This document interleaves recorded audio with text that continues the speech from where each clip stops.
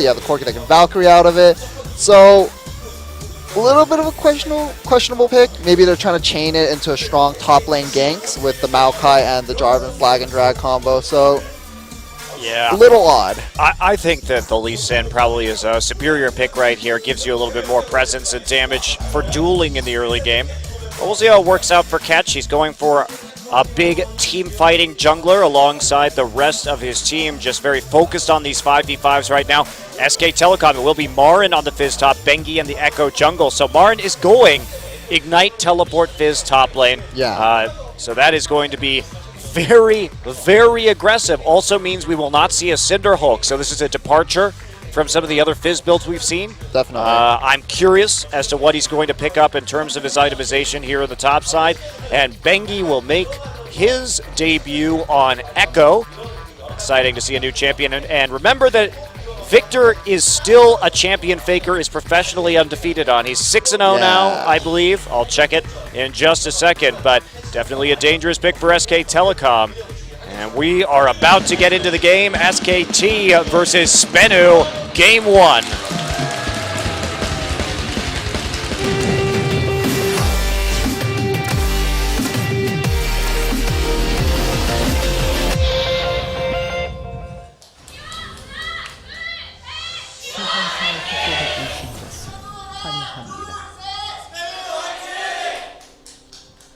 All right, welcome to game 1. SBENU versus SK Telecom. Let's take a look. Yes, Faker is 6-0 on that Victor all-time. Strong performance, and we see SBENU Sonic Boom moving into the bottom lane, the bottom side of SKT's jungle as a 5-man unit. Trying to ward some brushes, get some vision. Yeah, the last time we saw Faker play Victor, it was in their match versus Jin Air from a week ago. Yeah. And that game, what's so scary about Faker's Victor is he could completely take over. I think he ended that game 3-0-1, but he took like 5 turrets just through map pressure. And they couldn't remove him from auto-attacking turrets because it took 2 to 3 people to stop him from pushing lanes, and he was very safe about it. So this is a champion where he's got the mechanics, but he also knows the limits of how far he can put the pressure. Now they know the wards are in their side of the jungle. This has been an increasingly common strategy. Parallel convergence. Here we go. Alistair. There's a stun. Oh, geez. Death Ray goes down. There's a flame, but somebody from SBENU is going to be going down right here. Marin on the side. He's got the Ignite down. Catch has to flash over the wall. First and blood. that is first blood to Corki. Faker's going to have another Death Ray up right now. And there's 2 for SK Telecom as they sense out exactly what SBENU wants to do, and nope. Oh, perfect parallel convergence, absolutely perfect, and that'll be another kill for Bang. And well, that's about the end of this one, I think, guys. GG FF at 20. Well, they were not expecting that ward to be there in the brush of the red buff. But somebody finally punishes this this invade that we've been seeing more frequently. I mean, this has been a big trend in the past 2 weeks, that ward formation, and them going in. SKT is ready. They have a ward already placed, and then they collapse. But man, that was a nearly perfect engage with the W start from Bengi, and then the Alistair pulverize. It really couldn't have been set up much better. Just a beautiful level 1 fight. Yeah, it was like a 3-4-man stun with the parallel convergence and straight into pulverize. Yeah, dirty stuff. And look at Bang with a ruby crystal and a long sword and boots. Oh, whoa. Well, that happened. Nice level 2 gank there from Catch. Good adaptation from SBENU. Faker probably just doing his usual Faker play super aggressive, whether or not I have summoners thing. Sasson had flash right there. Faker had no summoners after the level 1, so he gets punished for it. Really not going to be too terribly big of a deal considering that the kill went over to Catch. Right. And not to Sasson, and Faker already has a kill and 2 assists. And Bengi right now in SBENU's top lane, top side jungle, and we're going to see this again. He definitely did not expect Catch to come from that angle. SBENU actually, that was a pretty clever maneuver, not even getting the buff, instead getting Catch coming back from the side of the jungle that Faker thought was safe based on the fact that that's where the level 1 fight was. Nice mind game there. Yeah, well played. But the cost of that gank is going to be that Catch will be 3-buffed. Yes. So perhaps a little bit troublesome, but 3-buffing definitely worth that kill onto Faker. Yeah. Would have been better if that kill had gone onto the Zir. Yes. Yeah, significantly better indeed, but so now SBENU only finds themselves to about 800 gold behind. However, how is this going to translate into some pretty big snowballs in this laning phase? Sivir's not going to be able to really abuse that matchup a whole lot. They're going to try and kill Faker again. They want him while his summoners are down. Faker smells something fishy right now, and he's staying further back. They know Secret's missing, so that might have been the big tell. They saw Secret move up the river, so he's going to ward. Finds Secret in the bush right there, gives him a death ray in parting, and Catch is seen by Bengi, who starts dropping some pink wards around the river just to keep Faker a little bit safer until he can get that flash and the heal back up. And looks like this Fizz is an AD Fizz. So probably going to go Triforce first, maybe into a Blade of the Ruined King as well, followed by tank items.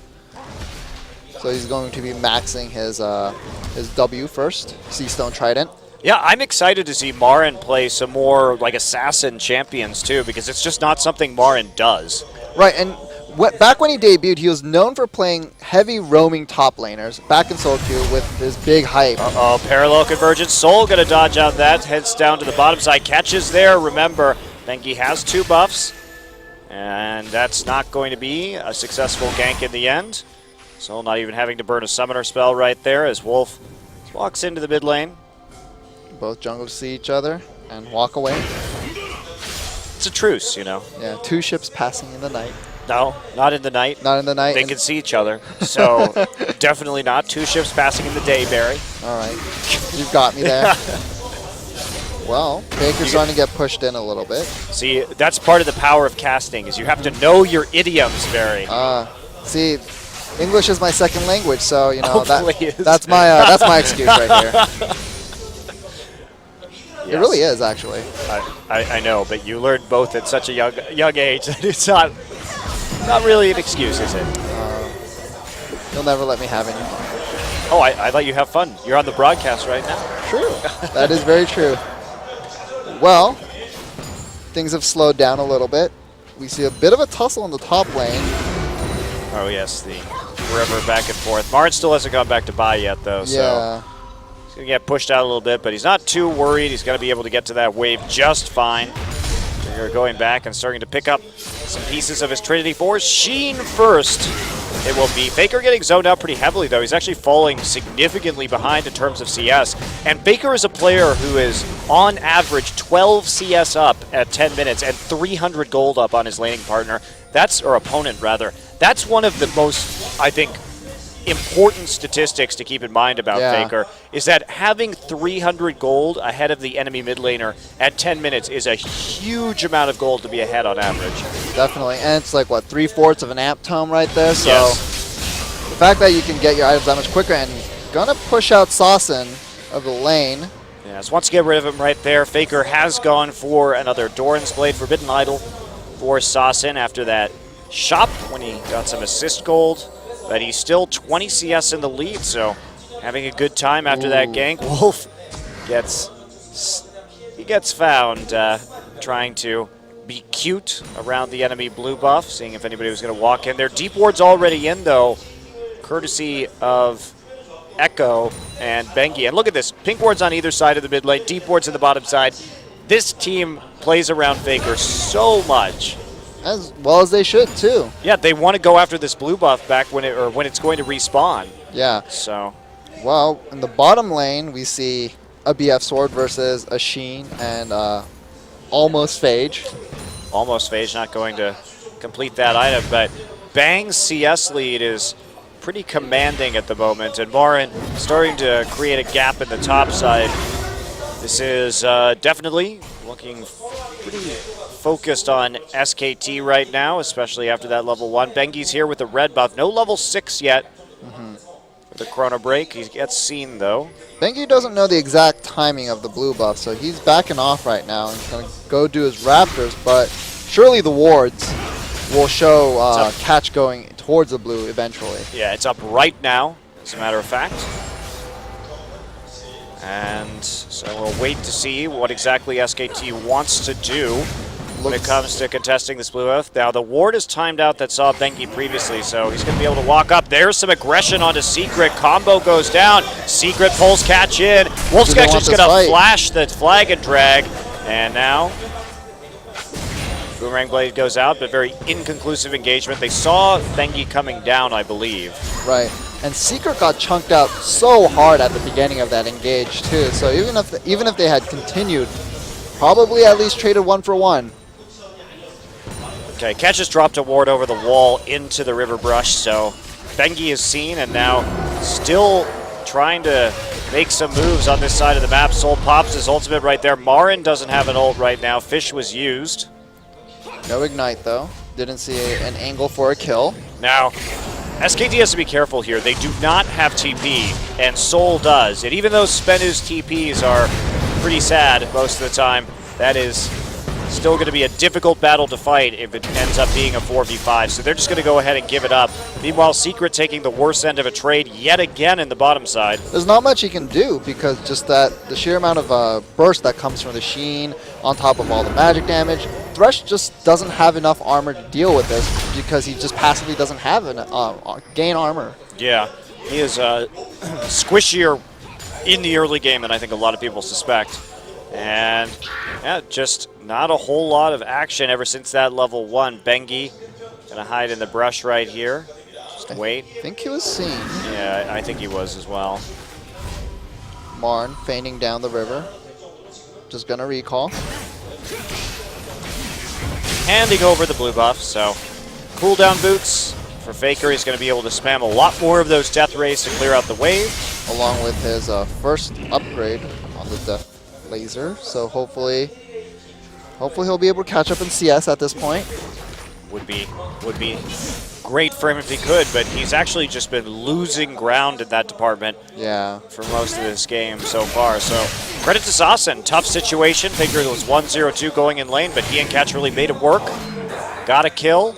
Tried to start turning things around, and they've maintained mostly that gold gap that we've seen ever since that level 1 engagement. It's gotten only just a little bit bigger. Yeah. We'll see when either team decides to pull the trigger on going for that dragon, because I think that's going to be the make or break point for this game, that first dragon fight, when it happens. Corki getting scary, yeah. And speaking of that dragon, if that Trinity Force is done soon, they're going to have a chance to go for it. But that is going to be a very early Trinity Force. Normally we would see Corki picking it up at between 14 and 15 minutes, but thanks to the kills, it's going to be faster if he wants it. I mean, he already has it, I'm sure, if he wanted to go back right now. It's just 78 more gold from that point on right there. So they're just backing off. They get the wards down, but Sassen will use his soldiers to take out the pink ward in the pixel brush. Yeah, those pink wards, especially that one right there in the bottom brush, have stuck around for quite some time. Faker finally getting denied vision, but here comes an engagement. Bengi coming in over the wall. Catch may just take the lantern out. Yes, and Nuclear has to use his ultimate just to disengage. So they are very scared of fighting SKT right now. Soul under the turret. Oh, that was a beautiful bait. Wow. Well played. He's got him. That was extremely well played. Just getting him, baiting him into the twisted advance under the turret, and then hopping right back out of turret aggro to carry him. That Urchin Strike was super good. Well played. Marin definitely showing off some neat little mechanical tricks and mind games on this Fizz. And you know, SK Telecom is a team that puts so many resources into the top lane. One of the reasons why Marin has such a high GPM, first off, part of it's his team is winning all the games. Sure, of course, that helps, naturally. But it's also because they give Marin a lot of farm. Bang is really the one who suffers in terms of farming on SKT when it comes to who's going to be assigned to lane to really pick up a lot of CS. And when Marin's on a champion like Fizz where he can really get going, that is quite nice indeed. And that's just because SK Telecom is more of a solo lane centric team. They have the jungler, you know, really just shoring up the solo lanes, make sure they get ahead. And, you know, Bang's just like fantastic player, Bang, but he's also a role player. He cleans up in fights and he just makes sure he gets steady damage down. Yeah, absolutely. And SKT definitely a team that knows their identity, which is why I've been surprised that we've seen Marin just kind of prioritize a lot of tanky champions or rumble for fighting in the mid game, but not go for some more fancy mechanical champions like Fizz that add another backline threat. Because usually Marin is just a frontliner. He's not the one threatening the backline in a major way. So interesting to see him, especially because he's, after playing a lot of Hecarim last season, it's really dropped off for him this time around. It's a little odd. Yeah, hasn't really been there on some of these teleport engagers, but showing off some skills in the top side. Oof, there's a bit of a fight going on top lane. Soul runs away. And meanwhile, Catch has just been setting up. He just pitched a 10 in that brush. He's been there for the last minute or so. Yeah, I'm not sure he's actually going to get much of anything right here. Faker playing very conservatively at the moment. And now the rest of SKT moving into the river. So both Trinity forces are complete on the Fizz and the Corki, so they might want to fight this dragon. Well, they definitely want to start fighting something, whether that's going to be the dragon or trying to take away this blue buff. They are in a very good position to do it. Faker has another upgrade onto his Hex core, so he's got some more mobility off of his Q. Both teleports are up for top laners, so if they decide to fight here, both of them can come down. We'll have a 5v5, but Catch managed to just run away. I don't think SBENU can fight this. There's the hook coming in. They missed a skill shot. Do they want to commit to this? There we go. There's a knockover secret over the wall after the flash from Wolf. Chaos Storm actually going to take the blue buff. Marin already there, misses the fish. Sassen trying to do what he can, but he's going to dodge some rockets on the other side of the wall and then back off. This is most likely going to be SKT's dragon. I don't see any way SBENU can somehow steal it away, so they get this one pretty much for free, I guess. Yeah, pretty easily. That was a great flash by Wolf. Wolf has really been committing to the Alistar this game in terms of getting that crowd control down. We saw that flash at level 1 and then again right at the blue buff. So a nicely aggressive play. SK Telecom knowing what the cooldowns were, and they catch him out after he shows himself on the hook. Marin here, the topside Soul has his ultimate up, but Marin going to get knocked up by Jarvan. They're going head-to-head at the moment. There's the Ignite. He kills Catch, and then he just playful tricksters out the 1v2 win to Marin. But can he defend this turret? Thresh is coming up. Yes. Oh, well, he will. I'm going to go with yes. It's not really much you could do to dive this guy right now. Marin doesn't have a lot of HP left on his turret. One thing Soul has been able to do is put a lot of pressure on the tower. Well, same thing in the mid lane, actually. Marin coming in. Bengi is here. There's the fish. Parallel convergence. And he's got a flash, and actually flash right to the proper spot. Doesn't get zoned out by that, but has his summoner spell used in the top side. Yep, flash down from Maokai, so we'll see if SBENU just wants to just hold lanes, keep farming. Tower, no tower has gone down. It's been 18 minutes into the game, which is fairly late, I think. But we'll see if they just try to extend this laning phase. But I feel like extending the laning phase is just playing into SKT's hand right now. Well, SBENU has done a good job of chipping out the top and mid turrets. That's one of the weaknesses of playing that top Fizz. Bengi just going to smite that red buff away. Actually, I think Catch got it. Catch got it. That was a little weird, but it looked like it went the other way. But that is Catch with the red buff. And just in terms of the chip damage onto the tower, that's something that you can get if you are playing Fizz, or against a Fizz rather, is his wave clear is very minimal, especially since he's just not going to max that E in lane. And you open yourself up to dive opportunities if you use your E to clear a wave. All right, well, Marin goes for a little bit damage. Just trying to zone Soul off of the wave, goes back in. And just a wet noodle fight. Yep. Not a lot of armor yet for Soul, actually. He went for the Catalyst and is only now starting to build armor items. And now Marin's doing some pretty good mixed damage with that Trinity Force right now. Yeah, and it looks like, it almost seems like Marn is looking to go into the Blade of the Ruined King. He just wants to be a big split pushing threat in the top lane. I think that's exactly right. And if we look at these two compositions, SBENU definitely has the better 5v5 in the late game. A lot more reliable damage coming out of... Oh, geez. Okay, catch. This is going to be the end. Yes, goodbye. And he gets the Krug. That's taking everything. That just adds insult to injury. You die right there as a jungler. You watch this Fizz just come in style on you. And then you have to watch him take your jungle afterwards, the humiliation. Well, Wolf is there just to keep Soul away from the tower and zone him off so they can take this turret. Faker just body blocking the minion wave. And there we go. Bengi actually finds Sasa around the side. Sasa getting very low. Bengi just going to come in over the wall, and that's it. Right there, flashes over the Emperor's Divide, and the Lantern just a hair too late from Secret. Sasa tried to kind of lock himself in that pit to take out Bengi, because there was no way Bengi was going to get over that wall with his phase dive already down. But there was just that tiny, tiny gap for him to go around.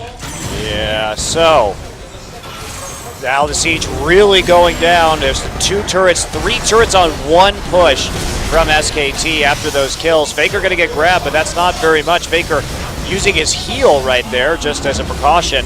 But 2 turrets in mid, 1 turret in top, and this is the explosiveness of SK Telecom. You give them a window, and we saw this against Jin Air. Jin Air was handily winning their game 2. Yeah. It was not a close game. Jin Air made 1 mistake that Faker turned around, and that was it. The rest of the team managed to follow up really well. There is going to be a stun on to catch. Bengi does not have ult or flash. He is going to die. Or is he? Yes. Yeah, he dies. It looked like the speed buff from his passive would have gotten him out a little bit, but not quite enough. Not quite enough. Do you know that Echo is really the only character who it makes sense that he actually comes back to life in this game after you die? Maybe Zillion. Technically it doesn't make sense because Echo has to be alive to activate his machine. But he does when he dies. Does he? His death animation is his activating his machine. Oh, is it really? Yeah. I did not know that. Yes. Well, today I learned. The more you know. You know, it must be really horrible to be in Summoner's Rift because you're just immortal. It's basically like the... Here we go. And they're coming in from the side. Catch already chunked out. Wow, that was a curved flag drag. Thanks, Sue. The headbutt. Well, SKT still on the hunt. Everyone from SBENU running down to the bottom side, but they are going to get cut off. Maokai could teleport if they knew Morin was there. They see everyone right now. They're trying to run and get out, and they are going to have to use that TP right away. Wolf gets grabbed. Wolf has his ultimate. Everyone else there to follow up if necessary, so SBENU can't commit to this. They have to lose the blue. And most likely the Dragon, which is coming up in 15 seconds as well. Yeah, they were led on a nice berry chase there. So SKT comes out even further ahead. See, being in Summoner's Rift is a lot like being in Valhalla, which is, of course, the Viking afterlife, where basically you just drink booze. You just drink mead, and then in a big hall with the gods, and then you go outside and you fight until you all die, and then you resurrect, and then you go back in and drink some more. So I have to imagine that Summoner's Rift has some sort of, but at the same time, it's kind of a horror of undeath where you can never actually end. Your existence can never end, no matter how much misery is involved in constant combat. So here's my theory now. You know how like they disassociated the whole like Summoner's Rift with the whole lore of League of Legends, right? So Summoner's Rift is the Valhalla for everybody in Runeterra, and they, you know, all these champions, they die, they go to the afterlife, and they just are eternally fighting at the whims of professional teams. Okay, so we nailed it. Now finally we actually have some lore that makes sense for Riot to use. That's also why you get resurrected in the game, because you're already dead. Riot Games, I accept check or cash. Just mail it to me in Korea. All right, well, why don't you give him your address on stream here, Barry? No, I'm not that dumb. All right, well, Marn, split pushing, merrily. I don't think so. Oh, well, okay. I think you could just taken all the damage and just taken that tower. Well, a little dangerous. Even though he does have 1 million wards to protect his split push, just total vision control for SK Telecom in the top side. Bengi uses his ult just to skedaddle away quickly. It's actually interesting because Bengi is just using his ult for like vision. He goes in, gets vision, he's like, oh, there's 2 people about to collapse, ult immediately. Yeah, we've seen some much more interesting uses of Echo's ult in the last few weeks. I mean, it was fun to see Kuro just use Echo as a fast push champion and just come back to lane and just basically auto the tower down while his opponent was also recalling. So he was able to get a pretty fast mid lane turret as a result of those actions. And now, like you're saying, Bengi not shy about using that ult just to get out of hairy situations. Ketch actually got stunned by that on the other side of the wall. Interesting interaction.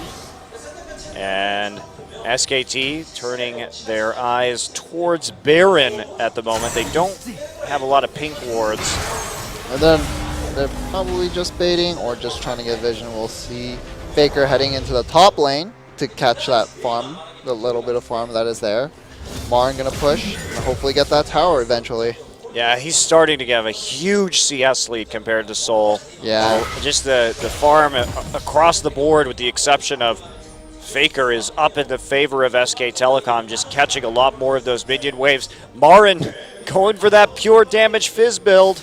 Bit risky in a 5v5, but at the same time, they do have a substantial gold lead. Who's going to stop Marin? He's 301. He has a Triforce. He has the Blade of the Ruined King. This is probably SBENU's best choice. This is actually a very good Baron attempt, and Wolf's going to have to face check this one. He's going to see it, actually, in the end. Sasa trying to poke over the wall. There are all 5 of them there, and Faker, what are they going to do? There's no TP. That's it. SBENU's going to get it. Well played by SBENU Sonic Boom. And they're going to flash out in the end using the range on the Azir, and also what we saw there was the Lantern used to get it over the pit. Marin going to split push as much as he can before these members come back. He's not going to get that inhibitor turret. Well, we'll see if Marin decides to go into more bruisery build from here on out. But I mean, he's sitting pretty. There's no one can 1v1 him. They have to commit at least 2 people, and if they commit 2 people, then SKT is just going to walk over the rest of your turrets. The rest of SKT will, rather. Yeah. Bengi gets caught. Bengi gets caught. Does take a lot of poke damage. Catch comes over the wall, though. They're kind of committing to this one. Bengi is still relatively healthy in a parallel convergence on top of himself. He's just buying time for Bang to get there before popping out in the end. So SKT continuing to play aggressively, even though the enemy team has Baron. Marin on another split-pushing mission right now as he's going to catch that very large wave in the top side. But there's really nothing SBENU can do with this Baron. There's no lane that is ripe for pushing at the moment. Yeah. I mean, the most they could get maybe is the bottom lane turret. I think it was less than half health when we last saw it. But SKT has good wards. They're not letting them pass the river. And Marin applying pressure in the top lane now. Yep, just going straight on through. So we see the Glacial Shroud, so he's probably going into a Frozen Heart next, which is great. CDR is Biz's best friend. Yeah, that's going to make him extremely durable against this Sivir, rather.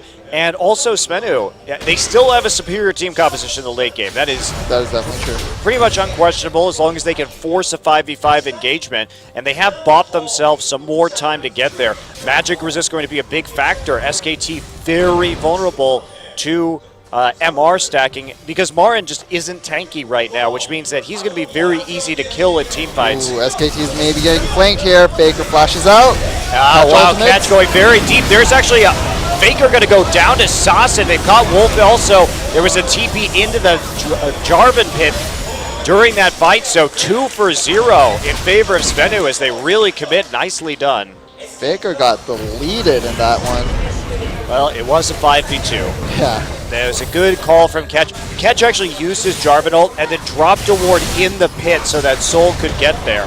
So now SBENU really starting to capitalize on this Baron buff. SKT pushed back to the brink right now. They might be able to get this inhibitor turret. I don't think they can get the inhibitor, but the inhibitor turret is probably something they can do. See how fast they can push forward. Wolf is back up right now. How much do they want to commit? There's the fish down onto Secret. Secret going to get knocked up. Marin in the middle of the fight. Has to flash out. He's a little bit vulnerable. He's still on the perimeter. Bang actually pulls Soul over the wall with him. And Marin on the way through. Double kill for him. Alive again. Faker's alive. There's the Q. Sasin just bends his Sand Soldiers through the wall. Marin still going after Nuclear Spell Shield down. Now he's just going to use a heal, Summoner Heal from Bang to secure that kill. That'll be enough with the damage over time. And Wolf finds Sasin and knocks him into a wall. Wolf has to run. Bang there. Bang gets him with the Phosphorus Bomb.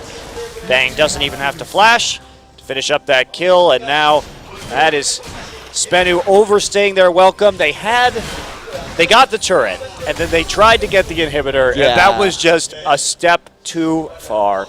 Might have been a little bit of desperation playing at SBENU. They saw a window and they tried to get as much as they could out of it, but they just bit off more than they could chew.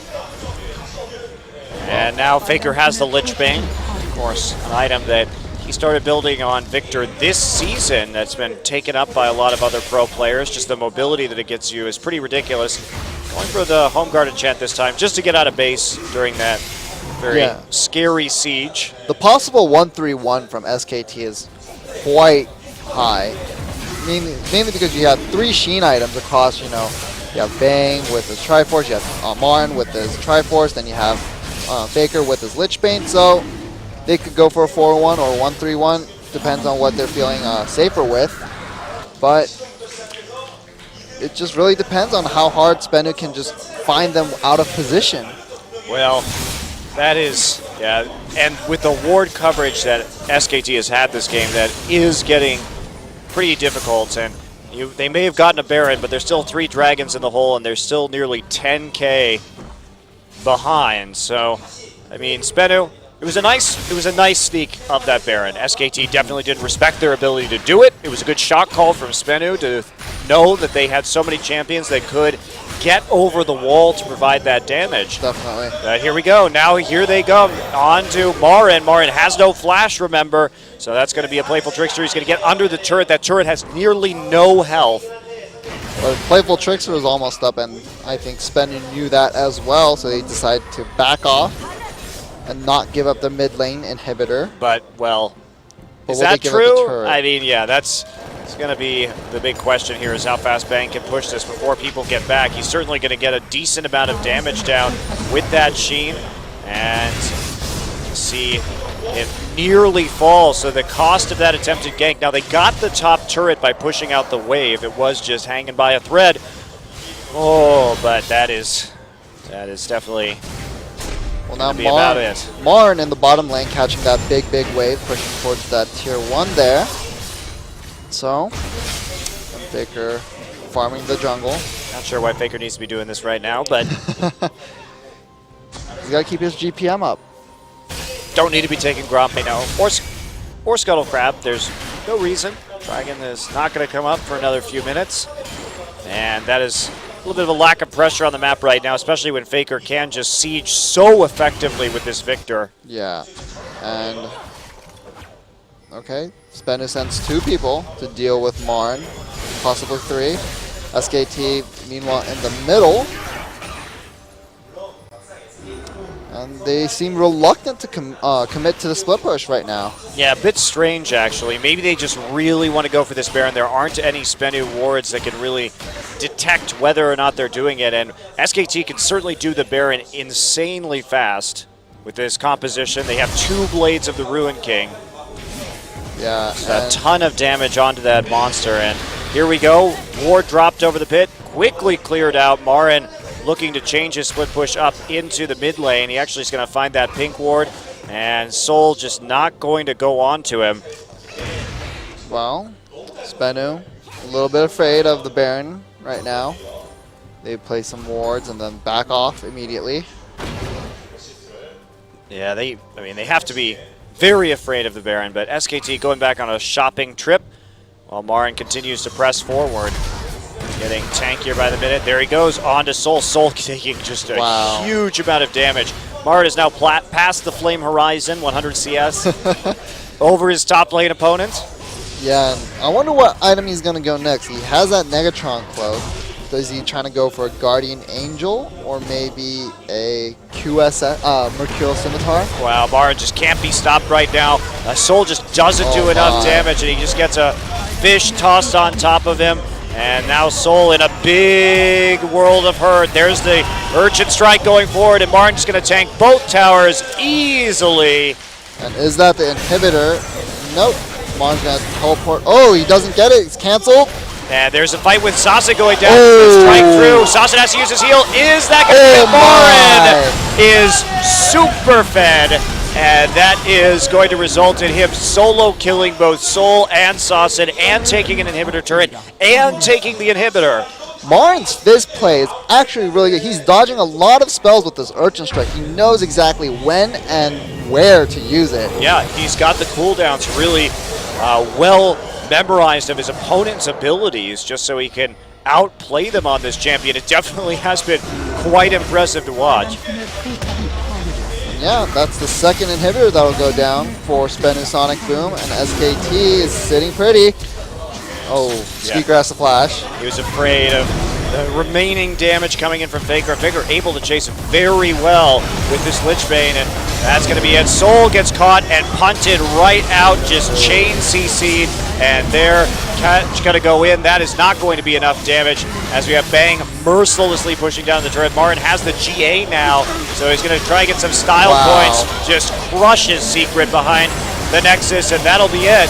Oh, whoa. Big ult, but it's not going to be enough as they're going to kill Sivir and then turn on to the Nexus at the end. Bang goes down with a double kill for Marin, but that is it. So very one-sided game, except for SBENU extending it by a hair, taking that sneak Baron. It was a good call. Yeah. But that level 1 put them in a big, big hole. Yeah, Marin was just so dominant on Fizz, like in the mid to late game. Especially that 2v1 and at the bottom inhibitor. That was, I thought he was dead for sure. I mean, even that tower dive that he did solo onto the Maokai was extremely impressive. I mean, I did not expect Marin to deliver this kind of Fizz performance. Yes, he was playing against the last place team in the league, but that was some seriously good Fizz. That is very good indeed. And yeah, SBENU Sonic Boom, back to the drawing board. What do they do? There's just too many things to ban. What can you do as a bottom tier team against the undefeated team in this league? It's not looking good. I mean, obviously it would be a pretty spectacular upset for SBENU to take out SKT, and it's looking less and less likely, of course, as time goes on. There is Marin, who just had a very solid game on Fizz. I think we can all agree. It's looking very happy. I'd be happy if I could play Fizz like that. Yeah, seriously.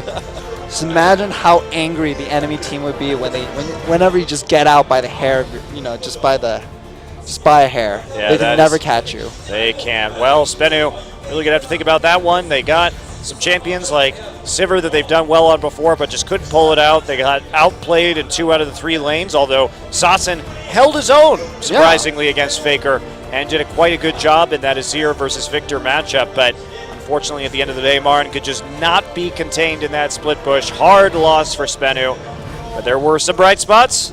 See what SK Telecom's going to do when we come back.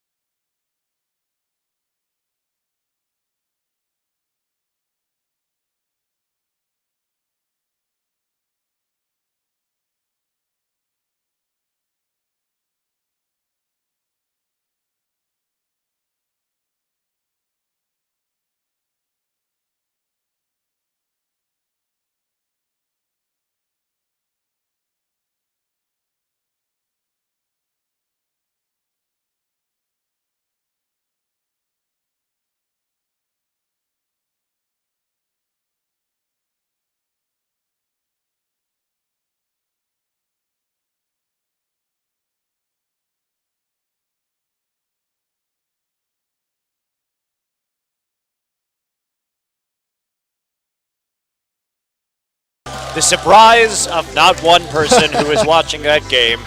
Marin, who just absolutely crushed it on Fizz. Oh man, I love this play. This is great. So there's the fish, and he's just waiting. Oh, ooh. The bait through the minion that he kills as he dashes out, and then he just waits very patiently, thinks his damage over time has done the trick. Soul panicking, but that's going to be all she wrote. And here we go. This was really good too. Do you like 1v2s? I know I do. All right, just crit, hit, and playful trickster over that wall.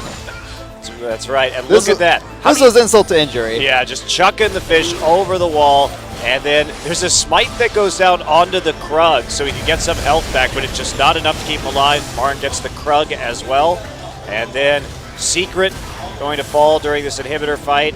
Marin deftly dodging some abilities, getting out of the way of those Sand Soldiers, and my lord. Nuclear can't survive as he just gets killed by the damage over time. Yeah, he gets that last kill right here. Jumps on his troll pole. Destroy Secret. Like you do, you know. He gets a double in the end of this fight. He actually goes after Assassin and then turns on to Nuclear immediately afterwards. So there's a double for Marin. And we didn't get to see him soloing two people and taking down an inhibitor turret and taking down an inhibitor. Yeah, I think that was the real super play there, rather than that 2v1 in the top lane. I think that was a real super play. I agree. I agree entirely. That was the one I wanted to see again, at the very least. And now, SBENU not looking very happy. And who could blame them? Yep, they just got absolutely manhandled. Well, again, when they got that Baron, they actually played it out pretty well. They forced out, they got a catch onto Faker and Wolf, then they got into the mid lane, got that inhibitor turret. If they had given up then, there may have been a glimmer of a hope for them to win, but they got it turned around right as Wolf and Faker respawned, and that was the end of that, especially after that big fight right at level 1. So SKT, not having their cleanest game, but yeah, definitely not. You can still see their level of dominance in the way they closed with that split push. It was quite well done. We will not have any substitutions this game.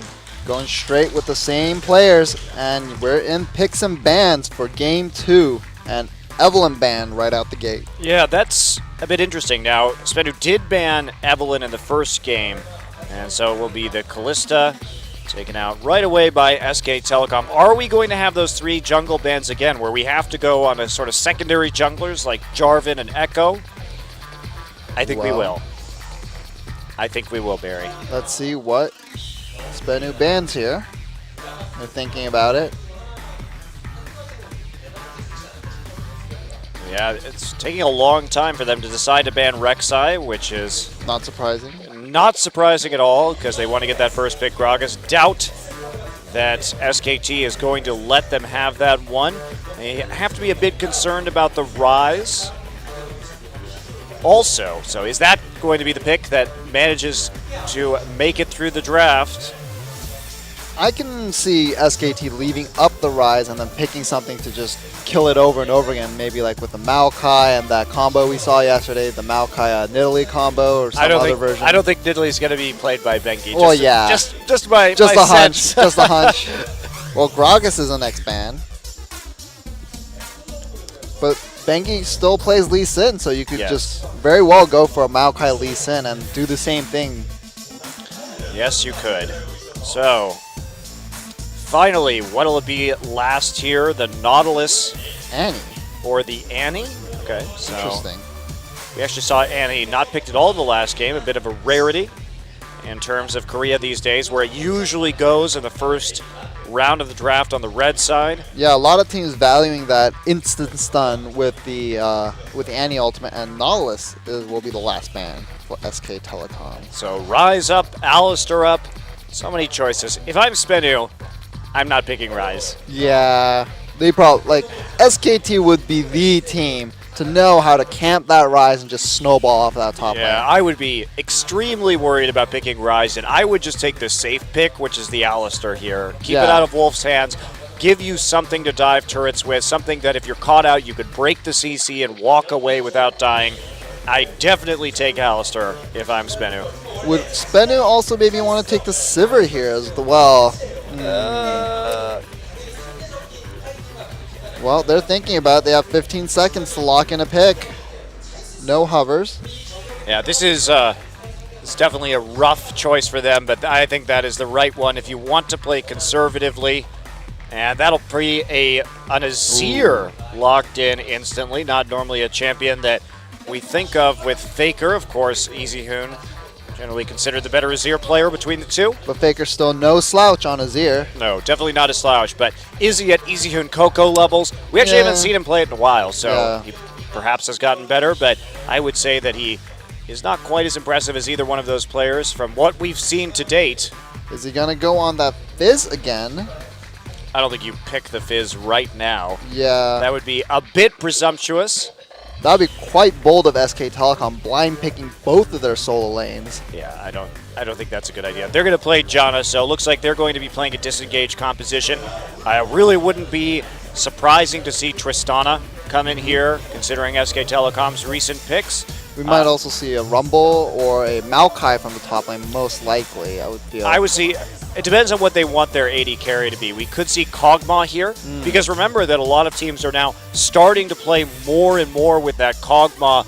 Again, Samsung played it, KT played it, so this is a champion that is working better as long as you have the peel for it. And Janna, fantastic at peeling, so... And Janna Kog'Maw is also very strong in lane against most AD carries, especially against somebody with low range like Sivir. You can get that poke in the 2v2 and really hurt her. So... Lee Sin may be a possible pickup, or will they take the Rise here? I think that this is an SKT. What they're going to do is just play kite. They know that SBENU wants to take the Rise, and the Rise is going to be locked in. Now, they do have solid engage with the Sivir-Alistar combo. Now, the question is this Rise a mid lane Rise or a top lane Rise? Because we still don't know exactly what SBENU might be planning here. They might be trying to do something tricky.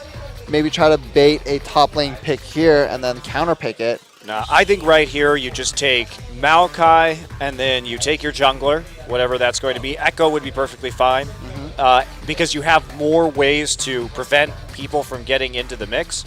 Or you could just take Corki and go for this. I was going to say Maokai, Echo, last pick your AD carry and see if you can get away with the Kog'Maw. Yeah. And then if you get a Nunu on top of that for as your jungler, maybe the Nunu instead of the Echo, if you have a Kog'Maw, that could be very good as well. Yeah, and you already have the Azir for the Blood Boil. Ooh. Olaf? Olaf jungle? Bengi has played it in the past. Yep, it will be, and that's been something that, of course, Fnatic has been playing with increasing frequency. We've seen it in both LCS regions. Yes. So, I'm not the biggest fan of picking Olaf this early, but against the Rise, there's not going to be much that Rise can do to stop him from just getting on top of Rise and dealing a bunch of true damage. So it seems like this is a premeditated counter pick towards just the Rise, just to get on him with your ultimate up and just wail on him before he can even do significant enough damage to stop the Olaf. Yeah, also it explains the early Azir pick, because Azir is a champion that, Olaf, if the wall is in movement, in its knockback phase, Olaf can walk through it. But once the wall stops moving, Olaf can no longer get through the wall, even if he's using Ragnarok. So I think Azir is generally a good pick against jungle Olaf these days. And also, that means he's not going to have to peel with the Olaf edit. We see the Vel'Koz. Saucon has been playing Vel'Koz in solo queue. Yeah, and also, I have to point out, Vel'Koz, this is the first professional Vel'Koz pick since, I believe, April of 2014. Yeah. So it's been more than a year since anyone in any region professionally has played Vel'Koz. And even then, it was mainly in support, I think. Yes. So, we'll see a Vel'Koz mid with a Rise top, most likely. Oh, this is wacky. I like the Jarvan pick here, though, because if the Olaf gets going, then Jarvan can just ultimate on top of him and flag out. And that will keep the Olaf bottled inside of his ultimate. Wow, we have a lot to talk about, Barry. There's also a Mundo in this game now. So Maokai just falls all the way through the draft, and the Mundo comes in. Mundo very good against double AP compositions, and with the Azir wall, they're actually going to have a way to peel for the AD carry since they have Azir and Janna, while Mundo and Olaf go deep into the enemy line. And remember, Vel'Koz and Rise, they don't have a lot of mobility. Yeah. Mundo and Olaf are going to do work against those champions. I don't even know why you would pick Vel'Koz if you saw an Olaf in the enemy team. Yeah. You're not even going to be tanky like Rise is. You're not going to get a Rod of Ages, I don't think. He might. No, you would not. Maybe. He might be going for No. like some like weird Rylai's Leandry build to go for like a slow burn. I don't know. Possible. Okay, I'll give you that. Maybe. Maybe. But that is still kind of wacky. I mean, obviously it's a very wacky game that we have to deal with right now. And this is a Smite Teleport Mundo. We have a Cinder Hulk top lane Mundo in this game. It was only a matter of time, wasn't it, till Mundo, the natural jungler, came into this meta and started running that Smite. We've seen it before, but it hasn't been that popular. Well, guys, it's going to be a wild one. Let's get into game 2. SKT versus SBENU.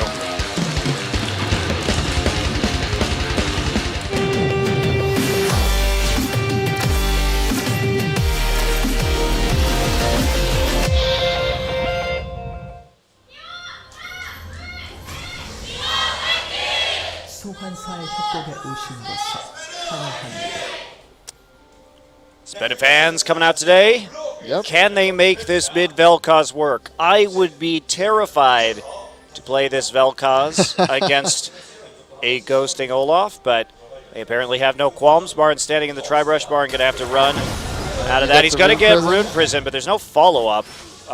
Secret has to flash Pulve if they wanted to follow up on that, really. Not great for your laning phase as Rise to start with your W. Rune Prison. It's not the worst thing ever, though. It's not going to make that big of a deal. Well, for the Mundo matchup, you'd want to start your E just because you can constantly just poke harass while CSing at the same time with your E. It's just how you play the Rise against these melee champions at top lane.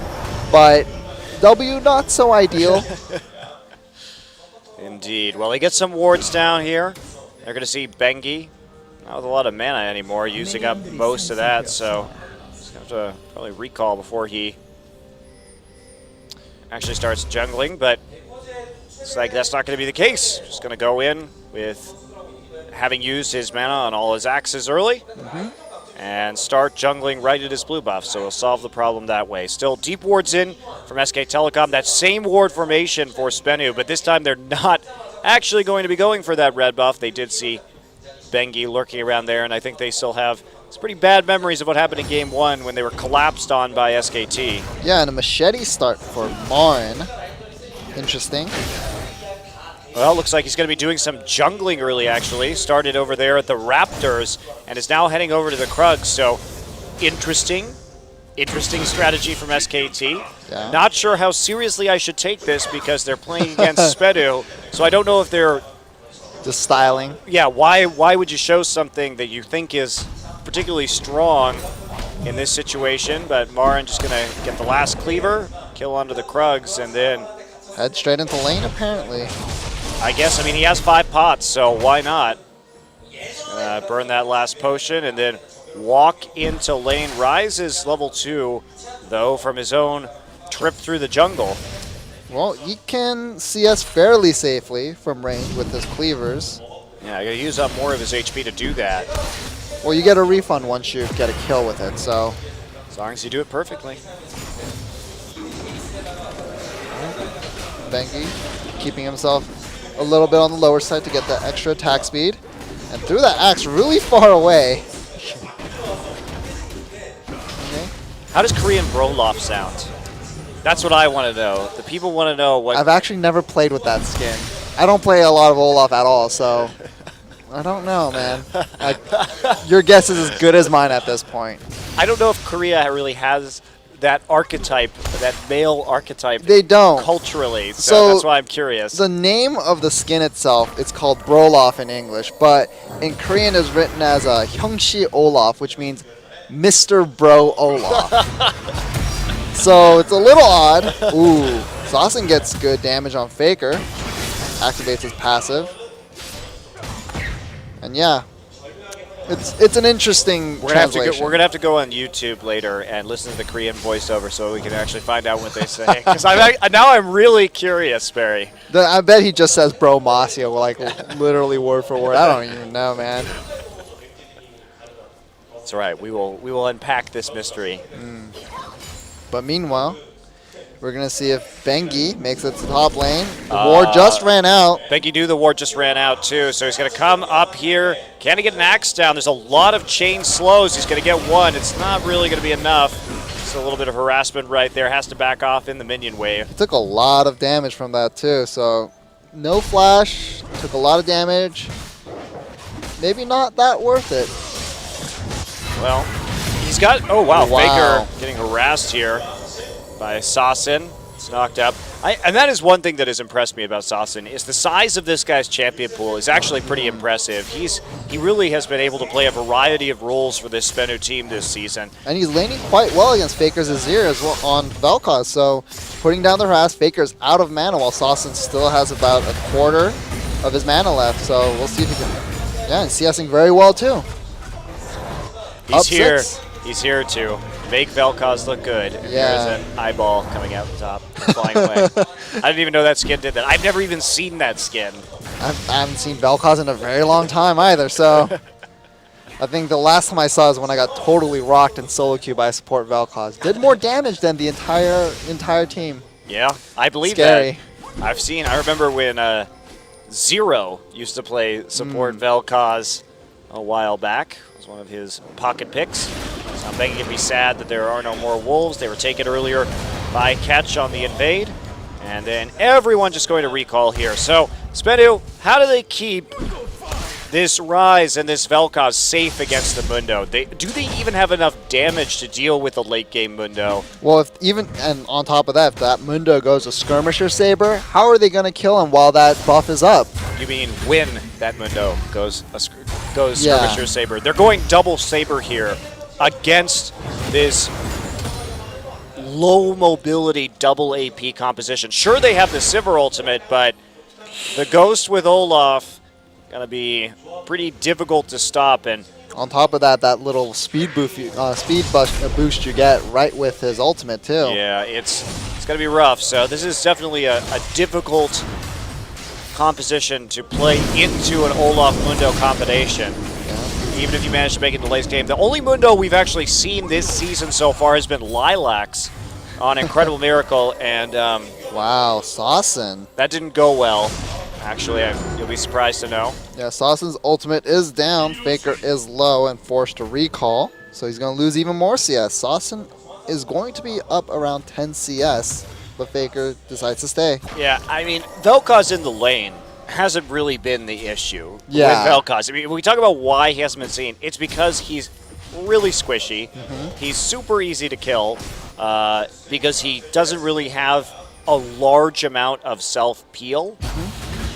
His ratios aren't that high either. Yes, his ratios aren't that high. He is utterly reliant on proccing his passive to do damage. That's probably the biggest problem with him, is that he just doesn't scale well, and he doesn't have reliable damage. If you get the passive, yeah, you can do a lot. But all three of his abilities are skill shots. Yes, yes. So it becomes really problematic to play the Vel'Koz, especially if you're trying to kite or something like that and get your passive down. It's very hard. Definitely, and looks like he may be going for either an Athene's or a Morellonomicon first. Smart choice. Get that CDR, sling a lot more spells. And yeah, we have double Skirmisher Sabers from SK Telecom T1. It's like a bit of a delay, though, on the Cinder Hulk. Marin just wanting to get as much MR as he can for this Rise in the laning phase. Soul going to be delayed a little bit in terms of his itemization. Has to get that tier and then into the Catalyst. Marin actually beating Soul pretty significantly in terms of CS. Yeah, and also our observer just pointed out this is an ancient coin Alistar rather than the Relic Shield. It did get buffs recently. Not sure about the coin, but if you're pretty confident that you're not going to be able to get into the wave against a Corki and a Janna, then maybe that does make a bit of a difference. And also Alistar, that gives him yet another engage tool. Yes. And he is kind of needed for engage with this composition, and he's going to synergize well with catch there, that item. I think it's something that can be punished in the laning phase, but if you really want to just play passive and spam your roar and just heal and stand there and just collect passive gold, it could be good. And doing some damage again. See Half that? of his health gone right there. Yeah, you see that passive proc and how much of a chunk it does take out. Faker has to down his last potion. Faker still hanging in there. Only down. Oh. Wow, Faker really going in. He's actually on the opposite side. He's just going to die. Wow, first blood to Saucin.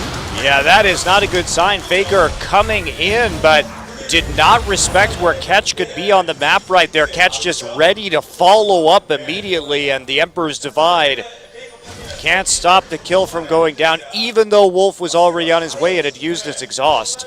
Yeah, and if Saucin can get ahead a little bit and maybe get his Morellonomicon earlier than Faker's Morellonomicon, then that could spell trouble for Faker and lane. It could.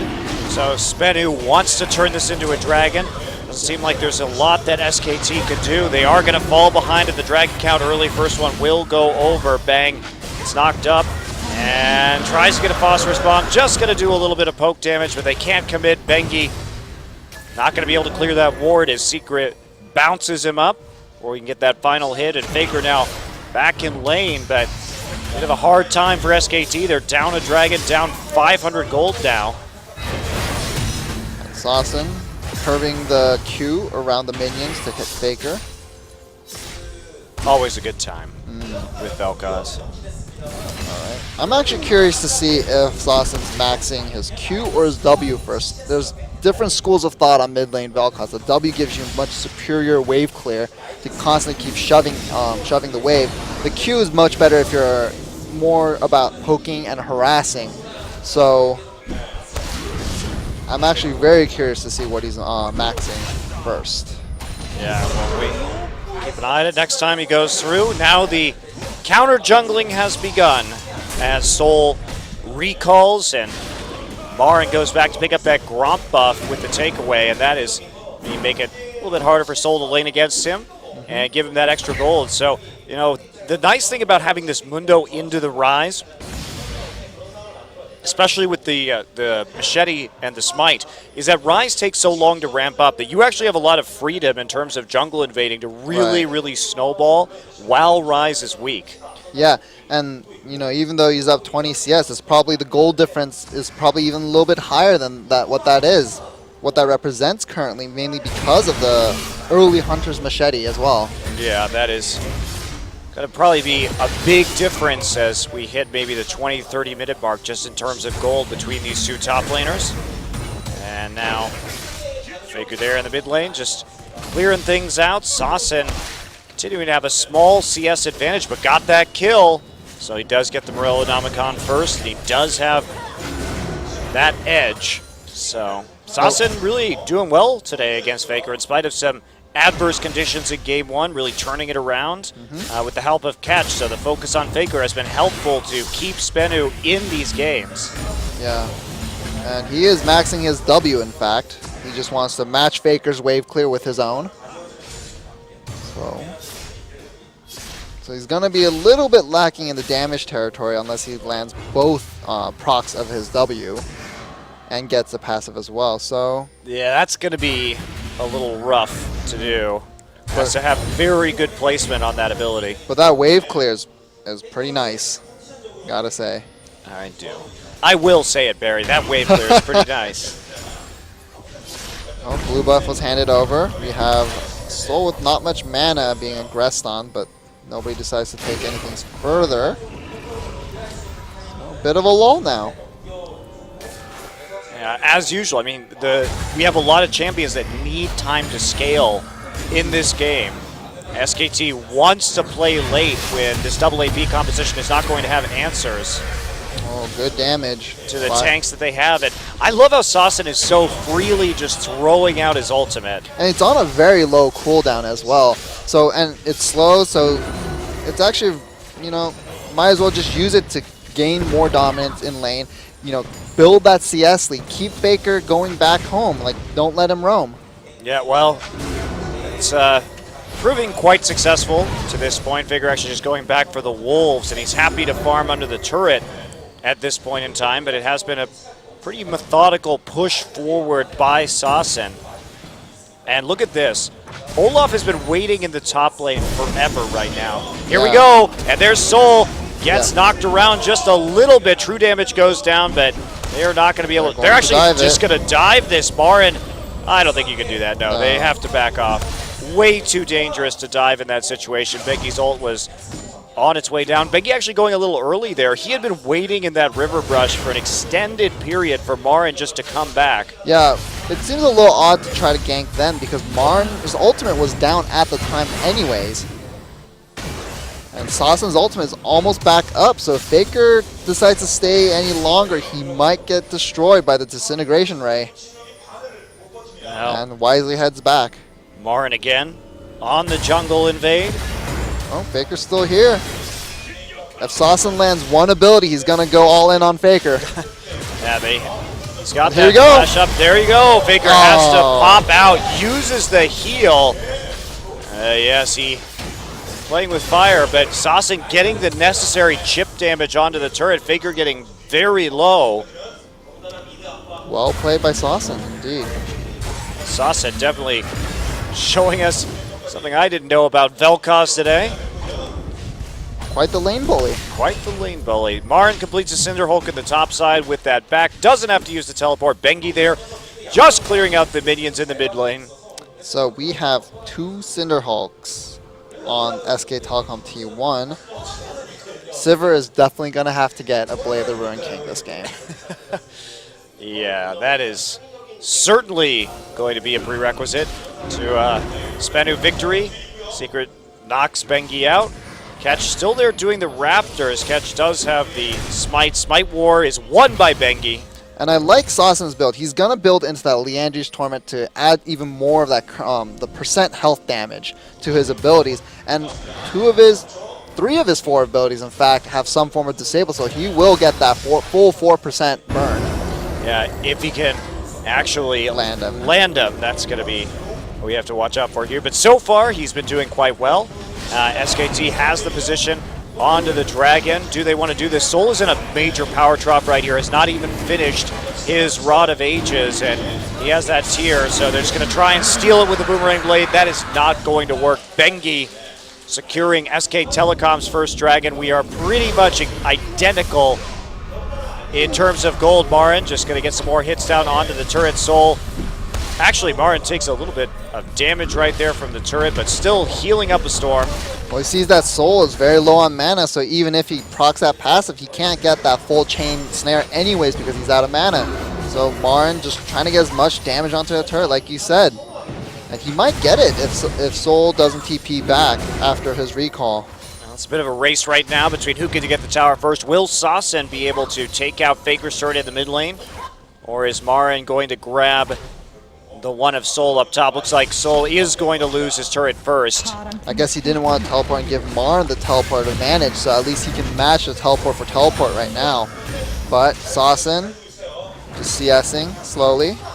And nice play. Faker gets incredibly low, but it's not going to be enough to kill him.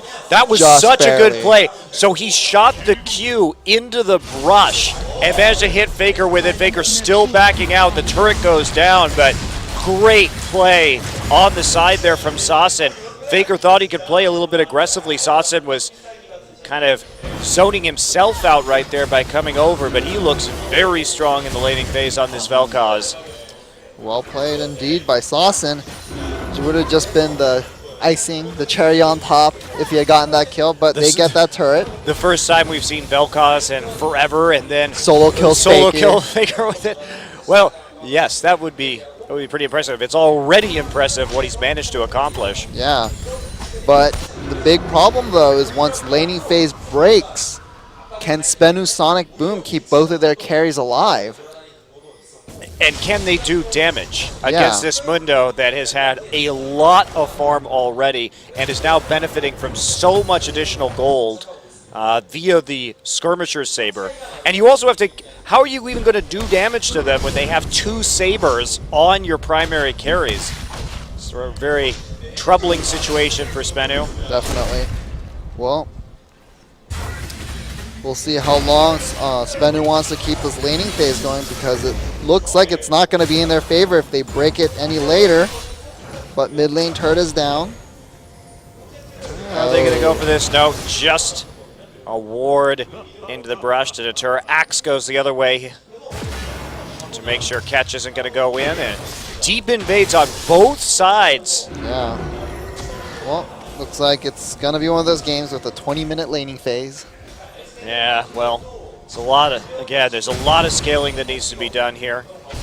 Well, we'll see what the item buys on SBENU Sonic Boom are to kind of answer these mega tanks. Gromp Wars. Yeah. Easily won by Marin with that smite. Now Ooh, Secret taking a huge amount of damage during this Trinity Force power spike. Bang just going to Valk right out the other way, but good poke. Will this mean a possible bottom lane turret?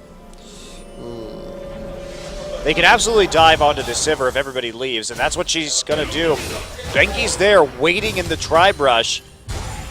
And there's a pink ward going down. They're going to just get more wards into the bottom side, so Faker is safe too as he starts to push forward. But that little damage done by Bang after he gets his Trinity Force and his Cutlass means that there's going to be another turret and a gold lead for SKT. Now SBENU has to make a move somewhere. They're going to have to make an aggressive play somewhere in order to keep SKT on the back foot, or put them on the back foot. Yeah, it's just, it's a tough situation to be in for SBENU right now, because you're so scared of moving forward when your back line is vulnerable. They can play safely in the mid lane, but that's about it. This Ryze really in a lot of trouble. He continues to get denied more and more and more by this Mundo. You know, now that I think about it, rather than the heal, would it have been better to take a ghost on the Vel'Koz? Yeah, I mean, I think actually in this composition, he hasn't had much cause to use the heal yet, because if he picked the Vel'Koz, he must be confident in it in his laning matchup against Azir. Ooh, SK Telecom going for the Baron. They suspect it. Yep, those pings are starting to go down right now. Are they going to be able to do it in time? Baron still has his, will have his ultimate back up soon. That's going to be a Baron, though, in exchange for the turret. So SKT says, you guys snuck one last game. It's ours this time. 21-minute Baron. 21 minutes in, and Marn is level 15. That is absolutely crazy. That him is to be that nuts. high level right now, but he keeps on farming out his and the enemy jungle. He has Spirit Visage. He's not even going back. He just tanked an entire Baron in 21 minutes, and he wants to keep on rolling. Now Soul going to go on the side. There's his ultimate. He still gets locked down. I don't know if you're going to get out of this one, Marin. You're not. Overconfidence. Paid for his hubris right there. Yeah, that's actually a very important kill for Soul, who gets it due to the low HP when it's not even really him in his prime yet, still waiting for that Rod of Ages to stack. Well, Soul pushing up, trying to get some damage, maybe take that top lane turret, and I think SBENU will probably be able to get it here. Now, what I'm really worried about for SBENU is there's going to be most likely a Righteous Glory built by SK Telecom T1 at some point. Looks like Bengi isn't really going into it right now.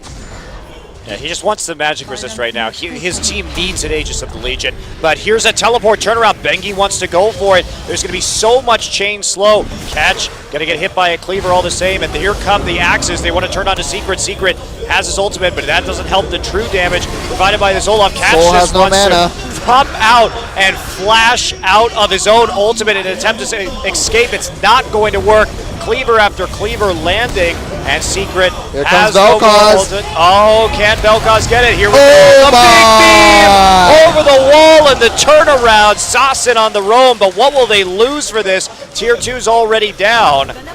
This game has gotten silly. This game is very silly. I like how they're putting damage onto an inhibitor turret with their Baron. Oh, they don't even have the mid lane tower down. Faker's going to fix that problem. So double kill for SBENU, but they lose 2 towers for it. Yeah. And Sassin starting to hit pretty hard. He has the Liandry's Torment. with his Sorcerer Shoes, so he has pretty good magic penetrations. He will destroy Faker if he can get a combo off on him. Faker playing pretty far back. Faker actually going for a Zhonya's Hourglass. I don't blame him if Super he gets early, caught. yeah. I mean, he basically just has to ride out the storm of the ultimate from Vel'Koz in this particular instance. So the stats may not be helping him, but the active means at least he may be able to survive the beam. He has 30 magic penetration at this point. They get a little bit extra gold from that Azir turret there. Now, what is SBENU looking to do? How do you think Vel'Koz actually learns things about people after he disintegrates them? It's kind of counterintuitive. Yeah, there is this theory about black holes where things go into a black hole and it's disintegrated, but the information is retained on the surface of the black hole, is what I've read. So it could be working on some sort of that kind of principle there. Maybe. And maybe things aren't truly disintegrated into just like, you know, just like burnt ashes and flakes. It could be disintegrated into data. Who knows? He transforms you into data directly. Into ones and zeros. You become a binary being. Yep. Living inside of Vel'Koz, I guess. Oh. Well, Vel'Koz has learned plenty from Faker this game. Yeah, you think he wouldn't really need to learn anymore, would you? Is there all there is to know? Well, I guess he hasn't truly disintegrated Faker's Azir yet, so just bits and pieces of him. Just bits and pieces. Well, the early Baron helping out SKT, but they have had a couple instances of drastic overextension. And, you know, that's allowed Soul to close the CS gap against Marin. Yeah, and he is up a kill and 2 assists, so I think they are fairly even in gold at this point with those stats as well. Marin just continually taking the jungle. Yeah, has to run around a circle right here. He's a little bit worried about Sasin, but Sasin actually not in the mid lane to collapse on him at the moment. Soul has mana now, so Marin has to be careful. And I think actually it may be a good idea for the Rise to build a Morellonomicon this game against the Mundo here. So he can at least duel the Mundo through his ultimate. Yeah, maybe. Just trying to get that Grievous Wounds proc down to prevent it from healing up. Yeah, I think you might be right, but they also have the Vel'Koz for that in team fights. But yes. Again, that does require a lot of focus from the Vel'Koz onto that champion. But Vel'Koz does so much AoE damage, so maybe not a big concern for SBENU Sonic Boom. But meanwhile, there is a needlessly large rod on Sasin, so we'll see what he decides to build that into, whether he's going to go for the flat damage on the Rabadon's death cap, or, which he is, looks like, with the blasting wand. I love it. Why not? Just go big or go home if you're going to play mid lane Vel'Koz against Faker. Marin has to run away from that, uses his ultimate to make a quick escape down the lane. Still a lot of pressure coming in. We're looking at SKT's possible Dragon number 3 in a minute 45. As they set up a large array of wards across the map, starting to encroach upon SBENU's territory with their ward line. Well, Sasin trying to get some damage on Bang, does about half of his health. And he missed pretty much 2 of his abilities there too, and that was just with just the ultimate. Well, we know Vel'Koz can do damage if he gets one of those full channel ults off. That's why people used to play him support, was because he didn't need items as long as he had his passive procs just to get off the damage. Problem comes when you're you have an Olaf and a Mundo on top of you. What exactly are you going to do? And Olaf has you can't use your ult unless you want to take a lot of damage yourself. Seriously. You're just going to sit there while Olaf uses reckless swings on top of your head. Beating on your dome. And we have Olaf with that Righteous Glory, like I said. And actually, that surprises me that he got it before the Aegis. Yeah. So I think the idea is just to find one person, catch them out, but Soul's on the side. He's at 3 stacks. Quickly activate his passive, but decides not to go for an aggressive engage. All right, Marin's back right now. Is he? No, he's not going to TP. Just instead home guarding straight down to the pit. They don't want to fight if they don't have to. SK Telecom just gets a web of wards up in the river. They want to bait this a little bit. It's going to be hard against Sassen, and here we go. Attempt at an engage. Actually, Secret's already used his talisman. It's up right now. Still a lot of poke damage from Bang.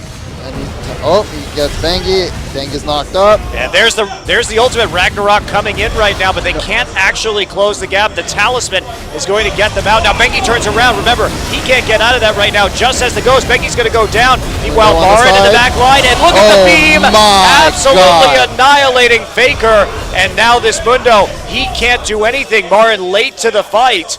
And SBENU takes out 2 for none. They're going to get a tier 2 here, almost certainly. Wolf trying to get away. Soul uses the ultimate for the speed boost. Has to flash in the end. So tier 2 is going to go down. What do you do now if you're SBENU? Do you go for the inhibitor? Do you go for the neutral objectives? Still up on the map, but Marin is going to take away this dragon to even it out to 2 and 2. 3 and 1. 3 and 1. Oh, sorry, 3 and 1. Yeah, and they're going to sacrifice the inhibitor for it, but with Faker still down, it's questionable whether they would have been able to defend it anyway, so at least they take an objective, but SBENU uses a very poor engage by SK Telecom to take an edge, and now they're going to be able to maybe take this Baron. This might be too much to ask for. They could deny the wards, but they can't go for this Baron. Instead, they're just going to take the crab. But there's a real chance for a counter Baron. Here comes the TP. Secret gets slowed. Secret poked out. And Secret just going to headbutt over the wall by using the blue buff. But that's going to give up the Baron to SK Telecom T1. SBENU look good, but they're just giving up these objectives too easily right now. Well, they got the inhibitor. And I like the fact that Marin did very good damage control. And we've seen this from Marin, but what? That was weird. That's just a visual bug. Yeah. But we've seen this from Marin before. Remember, he saved the playoffs for SKT in that best of 5 against CJ. Yeah. When his entire team was down, he thinks really well on his feet. And he's the main shot caller. When he's the only one alive, I agree with him right there. Take the dragon, because you're going to lose the inhibitor no matter what.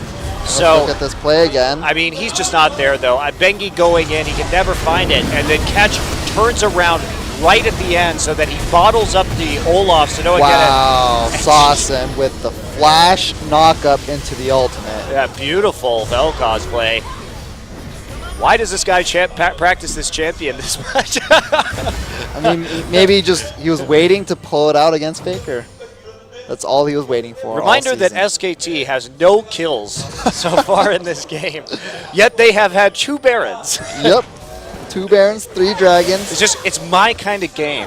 They're Barry. up I want them to win without killing anybody. All right, Marin gets caught out. Goodbye. Oh, what? What? Secret, are you kidding me? I don't even have words for that. Marin, I would be grinning ear to ear if I was Marin. I'd be like, what? Just happened. Oh my god. TP onto Faker coming in right now. And Rise gonna zip on by with the home guards. Faker in a world of hurt. Goodbye. So another Baron buff eliminated. SBENU's been doing a good job of playing aggressively during these Barons from SKT to slowly peel them off, all the members one by one. I am so mentally destroyed still by that Alistar headbutt. Just no words. I'm so done with this guy. You don't like SBENU moments? Oh, man. On the plus side, that teleport was much better than we normally see from SBENU. Yeah, definitely. And Soul wasn't mentally destroyed by that. Ooh, gets a solo kill in the mid lane. SKT played pretty questionably this game. Marin on top of Nuclear, though. Can they actually peel him off? Here comes Bengi. Ragnarok in effect. There's a... Here comes a tank sandwich. The tank sandwich. Both of them coming in at ramming speed. Always painful. And the exhaust means that Nuclear not going to be able to do much against it. Yeah. Well, finally the Aegis is done for Bengi, so they're going to take a little bit less damage now. And Sassen decided against the Rabadon's Death Cap and went straight into the Void Staff. Smart choice. He should definitely go Echo here. Luden's Echo? That's what I think. Your ratios aren't that good anyway, but the extra AoE damage and poke damage might actually be useful. And the extra ratio on the Ludens Echo or itself. Zhonya's, because he has to deal with the Olaf, so Zhonya's could be quite powerful. True, true, true. Well, yeah, I mean, SKT, they're going to be able to defend this minion wave, and this has turned into a very sloppy game. But at the end of the day, SKT has more ways to win when this inhibitor comes back up because they have dragon stacks. So, well, SBENU, Sonic Boom, wants to live up to a third of their name, Sonic, by going really, really fast. They have a Talisman Ascension, they have the Silver Ultimate, they have the Righteous Glory. that's a lot of really good peel, considering that all they need to do. They played that last team fight so well when Bengi came in because they realized that once the Ragnarok was gone, there wasn't anything else they could do, and then they just turned right on top of him. And I think that's a great way to use the Jarvan ult. It's the dream for them if they can get Mundo and Olaf in the Jarvan ult, because there's no way out for those two champions. Definitely. Jarvan looking like the smart pickup right now, and Sassen gonna stick around to the left and zone SKT away. Are they looking for the inhibitor as it respawns? No, they must be. Dragon up in 1 minute, so they also have pressure for the Dragon itself, and SKT just totally in the dark down on that side of the river. Marin in the front line right now, no attempt at a flank. Nuclear actually gets hit by some Corky poke, and they're going to try and disengage with the Talisman. But that's not going to stop Marin. However, the Rune Prison might. Here we go. SKT wants to make a move on this. They don't have enough quite yet. Marin getting a little bit low. There's a double knockup. They caught Bang. Bang has to Valk out. Secret on the side. Bengi trying to get into that backline. Marin is bottled up inside the Cataclysm Catch, flashing out of that, but Soul still the target. Bengi low, Faker low, but Secret's already dead. Soul gonna flash in. He's gonna take out the Corky. Faker gets the Zhonya's, but he is not going to die in the end. Sassen, Faker with a triple kill, playing on the brink right there. Will he get more? Yes, Marin is definitely going to get more, but not going to be a cleanup pentakill for Faker. Faker really did well that fight. The Zhonya's bait brought Sassen in, and then they were able to finish him off. You would think as a Vel'Koz you could wait just a little bit further out as Faker comes back up, but he immediately flashed as soon as he came out of the stasis. And what will SK Telecom look for? Is it Dragon number 4? Yes, this is definitely the more important objective right now. They need to continue stacking these dragons. Well, SBENU Sonic Boom looked so good. They were up so many kills, and now all of a sudden, SKT has 5. Yeah, the reason why you don't go for that is you're low, number 1, so you never know what Nuclear is going to be able to do, especially once the Silver comes back up. Right. And also, Baron's up in a minute, so you don't want to get in a situation where they have the inhibitor down, but it just went down, so there's no super minion pressure coming in, and they can contest Baron and Dragon. Yeah, let's look at this fight again. Yeah, I mean, Marin does work on the side right here. Great tornado. Hits Sassen up, and he gets a good ult into the choke. Wolf saves this fight, hands down. Good Monsoon there, so he gets a knockback to interrupt the ultimate. Soul decides to go forward. Now Faker gets chunked out pretty severely, but gets the Zhonya's, and now Sassen's on cooldown. Beautiful flash backwards, has a shield on him from Wolf, and then uses his summoner heal just to turn it around for the triple. Well played by Faker indeed. Really, Wolf was the hero of that fight. Yeah, definitely. That Monsoon. I think the Ultimate Channel was nearly done anyways, but at least stop that last tick, which could have changed things with how low the rest of SKT were looking. Yeah, Marin now, he has got his nice little 6-item stack right there. Interestingly, not going for that much magic resist, only the Spirit Visage in this build. Yeah, and rest of SKT taking Baron. Yep, TB's coming in. TB right on the edge for this, and there's the Baron. Goes over, Faker grabs it, but that was Wolf dying nearly immediately. They're just trying to disengage right now. Marin in from the side, trying to get on his soul. There's the smite, but there's too much from SK Telecom right now. Sassen just joining the fight. He's got to get a beam over the wall. Bang is just nailed into the wall after the Rise Rune Prison kept it there. And Sassen gets the kill to Faker. The double. Will he get a triple? Nuclear almost dead. Where's that Mundo ult? It's still about 20 seconds out. He's gonna escort Nuclear out. He's going to try and get it even so. Marin has a lot of HP, but there you go, a little bit of a slow. And that's going to be too much. So Marin actually lives while SKT gets the Baron. They now have an 8K gold lead. Sasin was there late, but man, Soul's Rune Prison into that beam on Bang was so hilarious.